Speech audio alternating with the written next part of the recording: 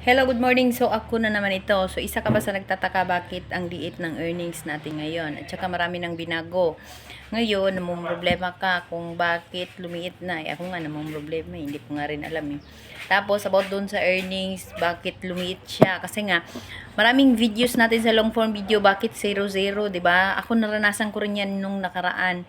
Kasi nga, marami yung mga gumagawa ng mga click to click. Bawal kasi yun.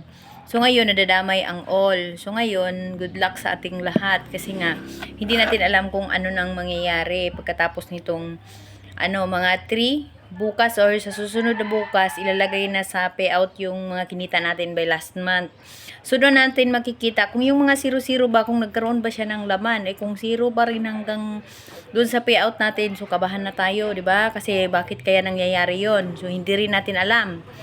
Kasi si daddy lang ang nakakaalam ng mga bagay na yon. So, kaya nga sinasabi palagi na dapat kung ano yung mga policy, dapat sumunod tayo kasi kung hindi tayo sumunod, tapos umano tayo, syempre tayo din yung lugi kasi nagpo-post tayo, hindi nakikita, 'di ba?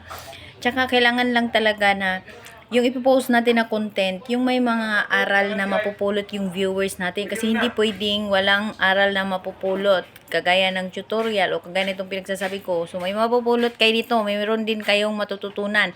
Ewan ko lang din kung ilalagay nyo sa isip nyo. Pero para sa akin kasi nung mga nakaraan nga, yung earnings natin, di ba, mataas. Ngayon, bigla siyang bumaba hanggang magpunta na siya sa 0. Kaya, yun yung nakakagulat kung saan ba napunta. Kasi may views naman. Kung titingnan mo doon sa insight niya, may views yung video natin. May maraming views na 0 yung earning. May kunti ang views na mayroong earning. So, ano kayang nangyayari? O, pagbabalansihin mo kung ano ba talaga yung totoong nangyayari. Di ba?